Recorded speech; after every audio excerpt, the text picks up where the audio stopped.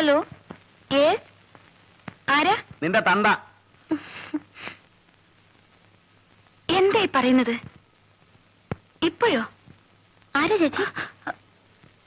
അത് ജ്യോതി പോയി കിടന്നോളൂ. ഇവിടെ എന്താ കുഴപ്പം?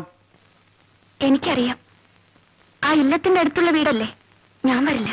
ഇതിനേക്കാളും നാറിയ തേർഡ് റേറ്റ് ലോഡ്ജ് മുറി തന്നെ ഞാൻ കൊണ്ടുപോയിട്ടുള്ളോടി. വേണ്ട, ഒരു എക്സ്ക്യൂസ് എനിക്ക് കേൾക്കണ്ട. എടി, എനിക്ക് കേൾക്കണ്ടാന്ന്. മാറി.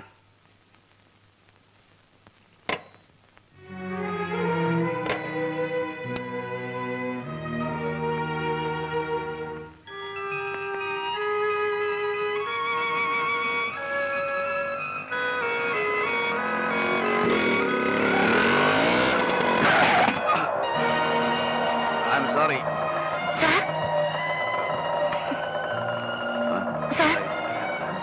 സാർ, കയറൂ.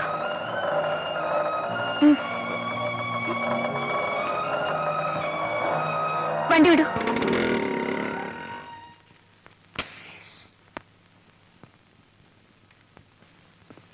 സാറിനെ കാണാൻ ഒരു സ്ത്രീ വന്നിരിക്കുന്നു.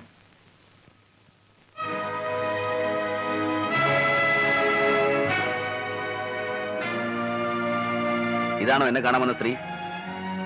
എങ്കിൽ ഇത് വെറും സ്ത്രീയല്ല, കോൺട്രാക്ടർ വിശ്വനാഥൻ മലയാളിയുടെ ഏക മകൾ ഉഷ MA.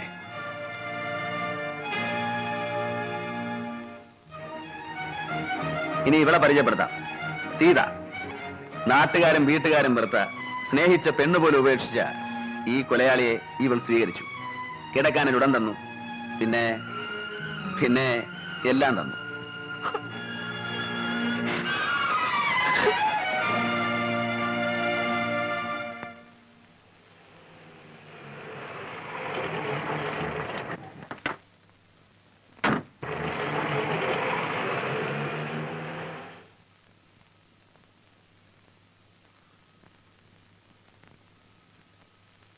എന്തായി കാണിക്കുന്നത്? രാത്രി മുഴുവൻ കുടിച്ചുല്ലേ, ഉറങ്ങാതെ? ഉറങ്ങാനാടി നിന്നെ വിളിച്ചത്, എന്നെ ഉറക്കാൻ. വാ. വാതിലടിക്കണ്ടേ? വേണ്ട. പുറത്തൊരാളിരിക്കുന്നു.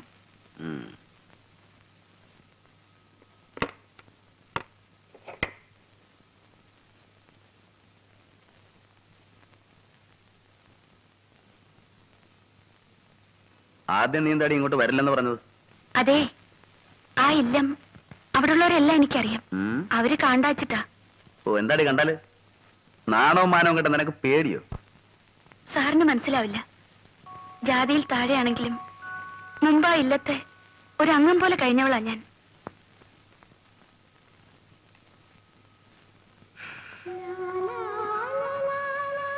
പാട്ടും കളിയും ശ്ലോകം ചൊല്ലലും എന്തൊരു സന്തോഷായിരുന്നു അന്നവിടെ. എല്ലാം പോയി. പ്രാന്തളകിയ അന്തർജനം, വയ്യാണ്ടായ തിരുമേനി, രാവും പകലും അവരെ നോക്കി ദിവസം എണ്ണിക്കഴിയുന്ന മകൾ. ഒരു ആൺകുട്ടി ഉണ്ടായിരുന്നത് സാറിനറിയാലോ. എന്തോന്ന് ഞാൻ മറക്കാൻ ശ്രമിക്കുന്നു, അതെന്നെ ഓർമ്മിപ്പിക്കുന്നു. ഇറങ്ങിപ്പോ.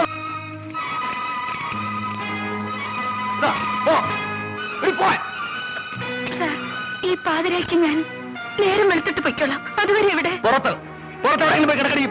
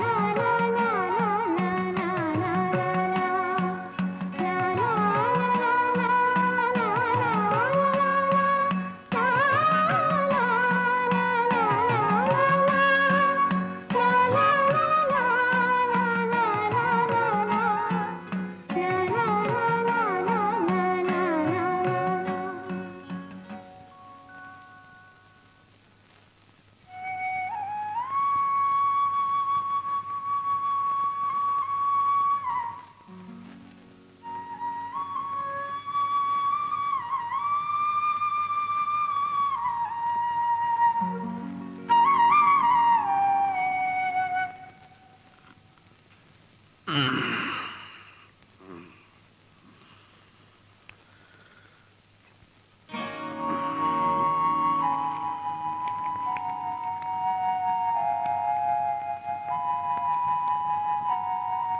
പോയി. ഇവിടെ നിന്നാ കുളിച്ചു മാറിയത്. ആളുകൾ പറയണത് വെറുതെ അല്ല കേട്ടോ. അവള് പിഴയാ, പോലീസ് സേവക്കാരിയാ. പാട്ടി ഒരപേക്ഷയുണ്ട്.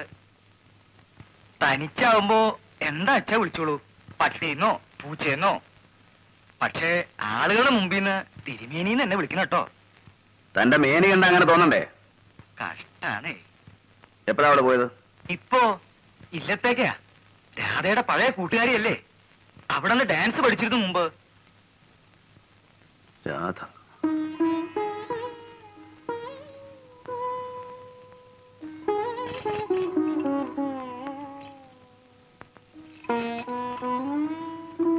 അമ്മ വല്ലാതെ ക്ഷീണിച്ചിരിക്കുന്നു. എന്താ ചെയ്യാ, ആശുപത്രി കൊണ്ടുപോയിട്ട് കാര്യമില്ല. അവർ തച്ച് കൊല്ലേ ഉള്ളൂ.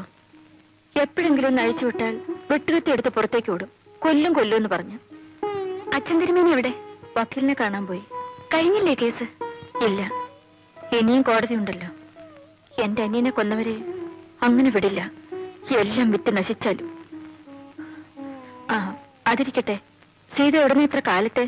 ഞാൻ അമ്പലത്തിൽ പോയിരുന്നു. ഇരിക്കെ, ഞാൻ കാപ്പിട്ടുണ്ട് വരാം. എനിക്കൊന്നും വേണ്ട. എത്ര കാലമായിട്ട് കണ്ടിട്ട്? ഞാൻ പെട്ടെന്ന് വരാം.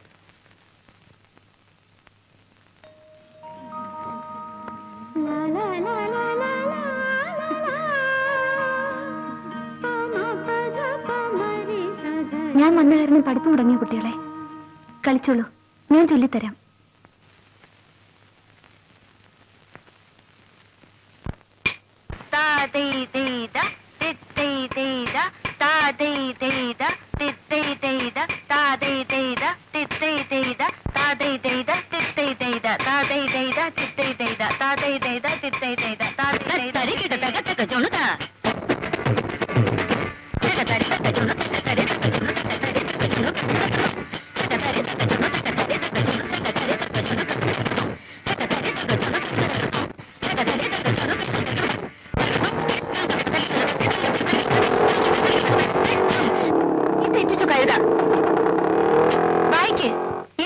ശരിയാവില്ല. വന്നിരിക്കുന്ന കൂട്ടുകാർ ചെല്ല്.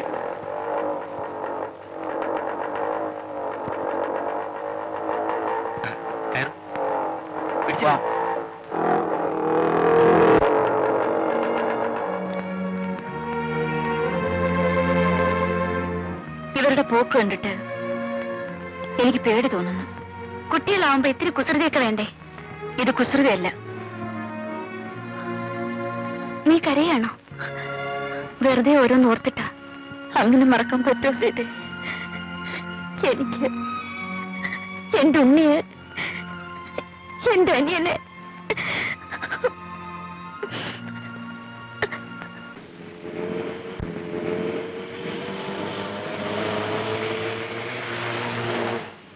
ആ പോയത് എനിക്കൊരു സംശയം.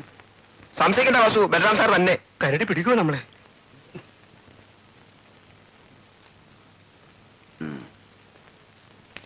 ലോറി ചെക്കിംഗ് എല്ലാം കഴിഞ്ഞോ? സാർ മാസാവസാനം ശമ്പളം കിട്ടാൻ ഇനിയും 2-3 ദിവസം. അത്യാവശ്യം ചെലവെങ്കിലും വെക്കണ്ടേ? എന്ത് കിട്ടി?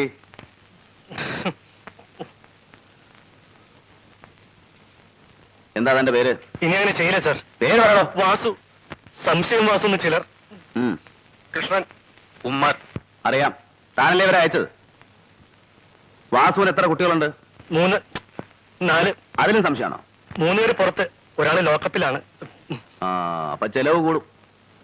കൈക്കൂലി വാങ്ങിക്കാതെ കിട്ടുന്ന ശമ്പളം കൊണ്ട് ഒരു പോലീസുകാരൻ ജീവിക്കാൻ സാധ്യമല്ല. എടോ, കൊള്ളയടിക്കണമെങ്കിൽ പഴയ കായങ്ങളും കൊച്ചുണ്ണി പോലെ വേണം. ഉള്ളവന്റെ കയ്യിൽ നിന്ന് പാവങ്ങളുടെ കീശ തപ്പരുത്. എടുത്തോ. സാർ, ഒരു സംശയം. സാറിന് ഇതിന് വല്ല ഷെയറും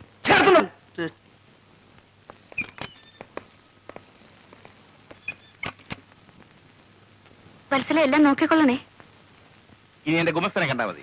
മോന് നല്ല പനിയുണ്ട്. അതിന് ഞാൻ ഡോക്ടറല്ലല്ലോ. വൈകിട്ട് കോളേജ് വിട്ട് വരില്ലേ, കൊണ്ടുപോയി കാണിക്കാരെന്ന് വെച്ചാൽ. ഉഷേ, നീ അച്ഛനെ എഴുതിയില്ലേ? താമസിച്ചാൽ വസ്തു വേറെ ആണുങ്ങൾ വാങ്ങിക്കും. എന്റെ കക്ഷികളായതുകൊണ്ടാണ് വില കുറച്ച് തരുന്നത്. ഒരു ഡിസ്പ്യൂട്ടുള്ള എസ്റ്റേറ്റ് ആണ്, ചുളു വിലക്ക് കിട്ടും. തൽക്കാലം ഒരു 3 ലക്ഷം എങ്കിലും അച്ഛനോട് വാങ്ങിക്കേ, ബാക്കി ഞാൻ ഒപ്പിച്ചോളാം. നിങ്ങൾ തന്നെ ചോദിച്ചോളൂ, എനിക്ക് കഴിയില്ല. നിങ്ങളെന്നെ ക്വാർട്ടേഴ്സിൽ തിരക്കെന്ന് പറഞ്ഞു. ഇരിക്കൂ. അത്യാവശ്യ കാര്യമാണെന്ന് ആ തിരുമേനിയാ പറഞ്ഞത്. ഉവ്വ്, നമ്മൾ തമ്മിൽ കണ്ടിട്ടുള്ളത് കോടതിയിൽ വെച്ചാണ്.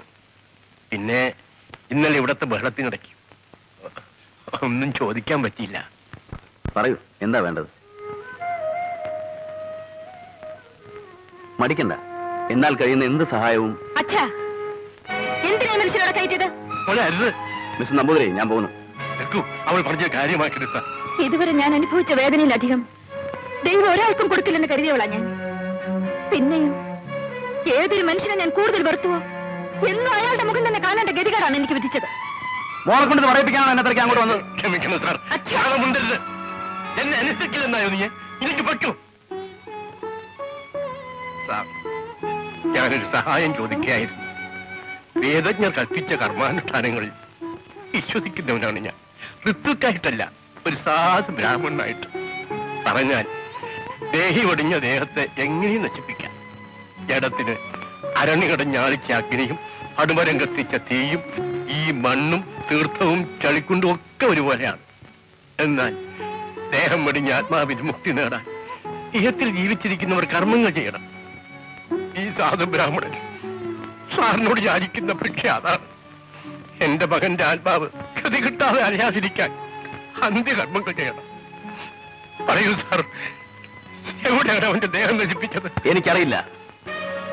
എവിടെയാണ് അവന്റെ അവശിഷ്ടങ്ങളുള്ളത്? ഒരു കഴുട അസ്ഥിയോ ഒരു തുള്ളി ചാരുമോ തരും? എന്നോട് ചോദിക്കരുത്. ഇല്ലെങ്കിൽ ഈ മുട്ടന്റെ ശാപം തനിക്ക് കേൾക്കും. താനും തന്റെ കുടുംബവും മുടിയും. ഇയാളൊരു പുല്ല് എനിക്ക് കേൾക്കില്ല.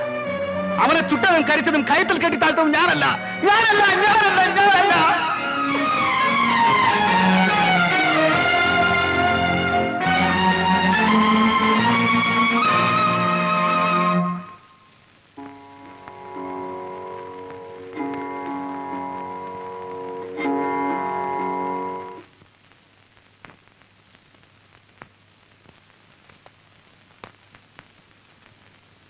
സാർ,